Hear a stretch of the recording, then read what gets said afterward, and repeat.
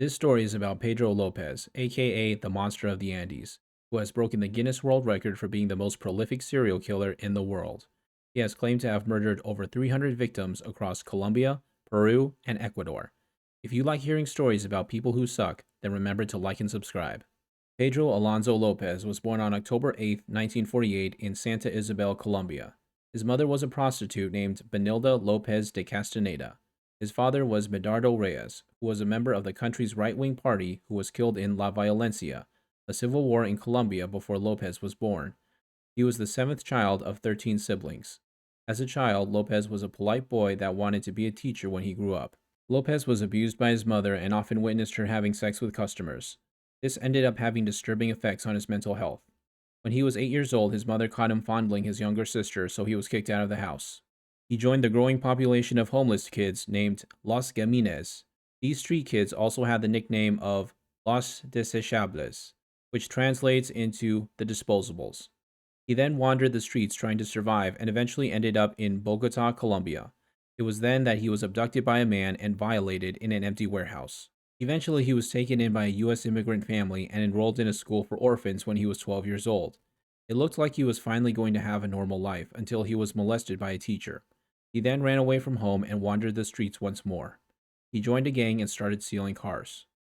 Eventually, he was arrested and sent to prison. In prison, he was violated by a gang of men. In an act of revenge, Lopez killed his attackers with a shiv. Once he was released from prison, he moved to Peru and started murdering young girls. By 1978, he killed over 100 girls before being caught by an indigenous tribe. The tribesmen were going to execute him, but a missionary from the United States convinced them to hand him over to the police. The police quickly released him and he was free to kill again. He returned to Colombia and later moved to Ecuador. During this time, he killed about 3 girls per week. He has been quoted as saying that he liked Ecuador because the girls were gentler, trusting, and innocent. In 1980, he was caught trying to abduct a girl at a marketplace in Ecuador. The locals wanted to kill him on the spot, but the police made them hand him over so they could arrest him instead. While he was in custody, he led the police to 53 grave sites. His victims were all girls between 9 to 12 years old. Lopez was found guilty of the murder of 110 girls in Ecuador and confessed to an additional 240 murders in Peru and Colombia. On a side note, Ecuador abolished the death penalty in 1897, so there was no way that Lopez could be sentenced to death. Instead, he got the maximum sentence per Ecuador's laws, which was just 16 years.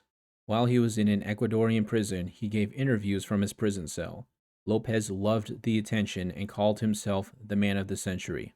After serving 14 years of his 16-year sentence, he was released for good behavior but deported since he was an illegal immigrant. The Ecuadorian government handed him over to the Colombian authorities, who charged him with murder. Since Colombia abolished the death penalty in 1910, there is no way that Lopez could be sentenced to death in Colombia either. He was declared insane and held in a psychiatric wing of a Bogota hospital for 3 years. In 1998, he was declared sane and released on a bail of just $50 and was told not to kill again. He then disappeared and continued killing.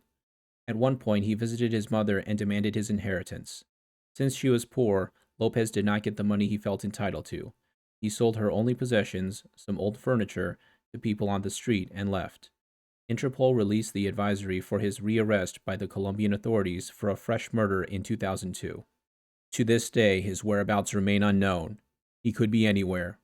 He could have fled the country and moved to the city you live in. He could be standing right outside your home waiting for you to fall asleep. He might even be standing behind you, right now. Did I make you look? Leave a comment below if I did. That's the end of this video. If you liked the video, remember to like and subscribe. Feel free to check out the other videos on my channel.